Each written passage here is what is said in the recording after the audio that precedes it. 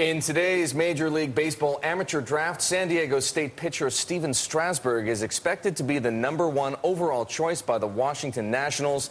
The 20-year-old has wowed scouts with his high 90s fastball and devastating curveball.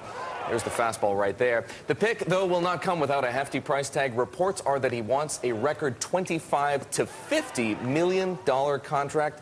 Vince Gennaro is the author of Diamond Dollars, The Economics of Winning in Baseball, and is a consultant for Major League Baseball teams. He's here with us now in the studio. Vince, let me ask you this question.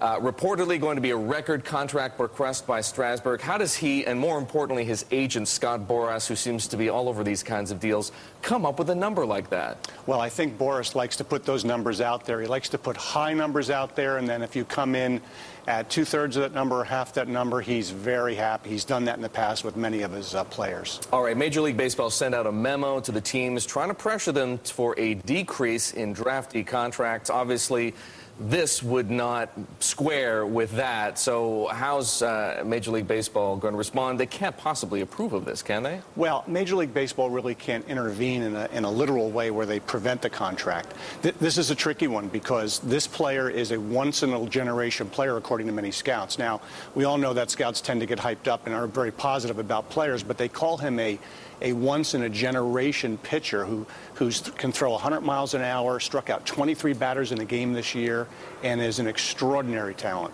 I've seen his stuff on YouTube. Presumably, you've seen a lot more. Is he really that great? Well, you know, I think he looks tremendous. Now, there's been other great pitchers. Mark Pryor out of the University of Southern California, who had a brief career with the Cubs and is still trying to make it back after being injured. So injury risk is a huge factor with major league pitchers, minor league pitchers, and prospects. Put yourself in the Washington Nationals' shoes for a moment. How much would you shell out for a guy like Strasburg? Well, here's the way I'd look at it, Eric. #1, if this guy is a top pitcher in Major League Baseball, if you go into the free agent market and buy that talent, it's going to cost you about $25, $26 million a year. Even if we assume that Strasburg, conservatively, is a good but not great pitcher, with 50% probability, let's say, and let's be real conservative and say he's a 50% chance of being a complete bust, what you'd have to pay in the free agent market to get what I just described is about $65 million.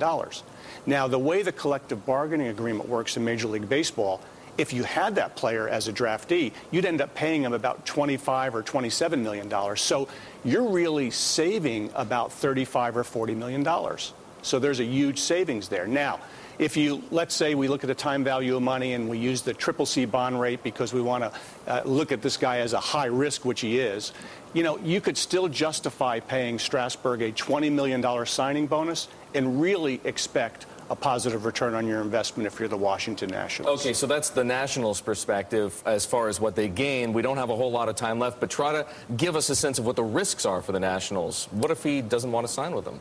Well, if he doesn't want to sign with them, he ends up sitting out a year, and he can go back into the draft next year. So he realizes he's faced with the very same situation. And by the way, the Nationals are probably going to be the team that drafts him next year since they have the worst record in baseball this year as well.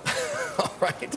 I guess that is the key perspective. Vince Gennaro, thanks so much for joining us to talk about Stephen Strasburg.